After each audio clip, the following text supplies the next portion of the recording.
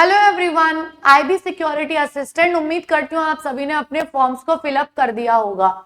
अब सबसे ज्यादा स्टूडेंट्स के दिमाग में ये चलता है कि क्या हम पेपर को निकाल पाएंगे, क्या ये पेपर इजी होगा या डिफिकल्ट होगा, और अगर इजी होगा तो क्यों होगा, डिफिकल्ट होगा तो क्यों होगा।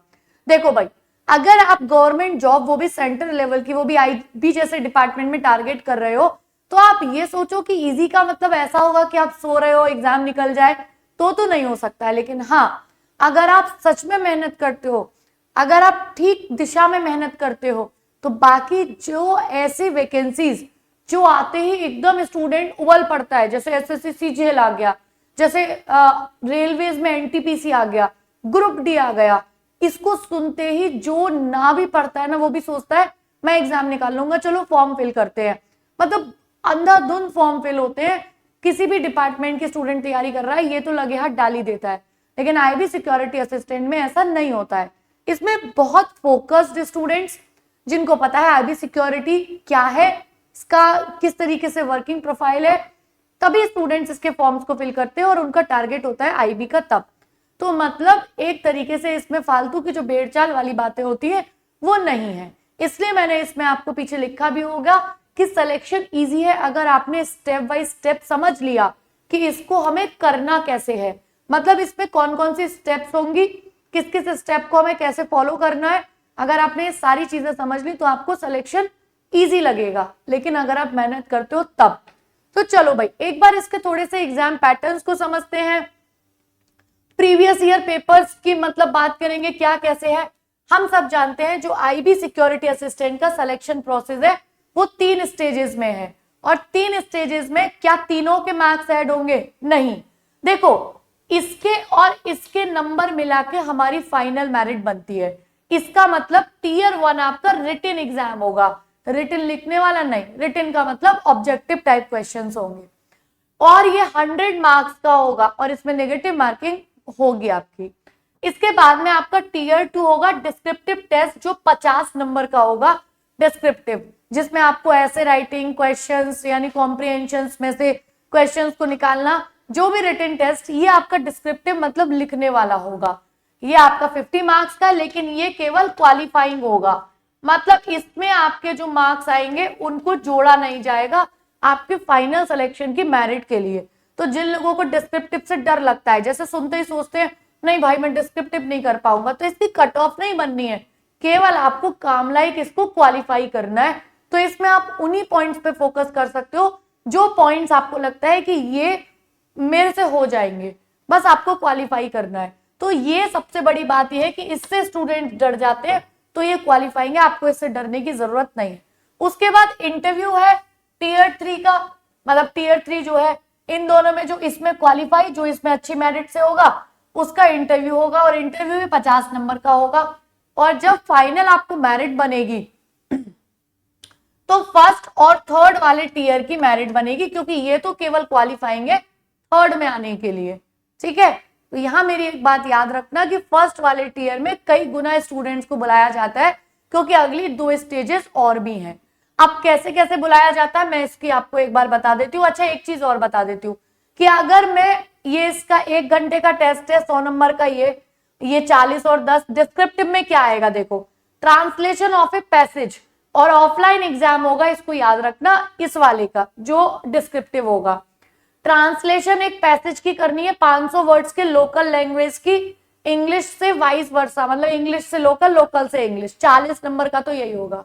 बाकी स्पोकन एबिलिटी आपके टीयर 3 में 10 नंबर की, और इसमें इंटरव्यू और ये, ठीक है, 1 घंटे का। चलो अच्छा, मैं अगर इसकी कट ऑफ की बात करूं ना, तो यहां पर आपको जो 2019 की जो वैकेंसीज थी वो 1054 वैकेंसीज थी। इस बार तो आपके पास ज्यादा वैकेंसीज है।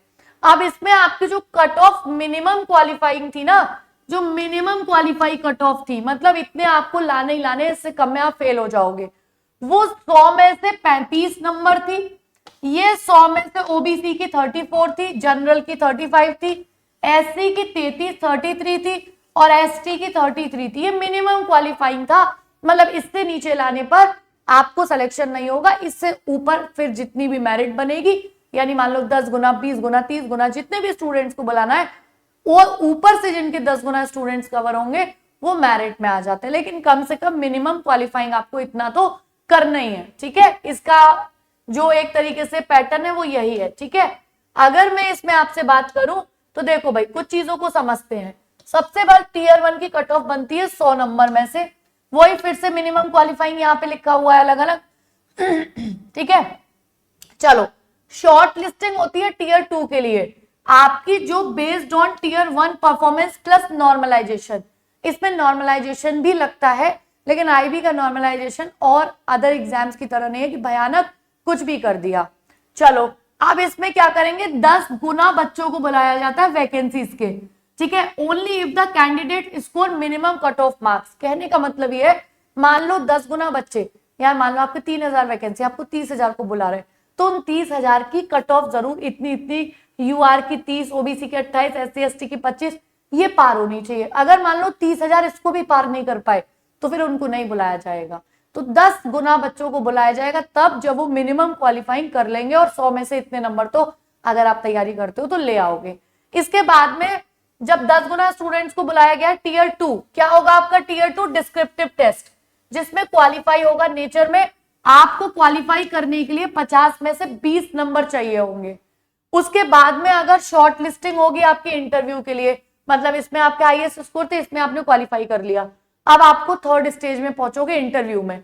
इसमें 5 times the numbers of vacancies must secure at least 20 of 15 tier 2, यानी आपको टीयर 2 जो डिस्क्रिप्टिव है ना 20 नंबर तो लाने पड़ेंगे, और कम से कम 5 गुना बच्चों को, तब आपके इंटरव्यू के लिए 5 गुना बच्चों को मतलब बुलाया, कॉल किया जाता है।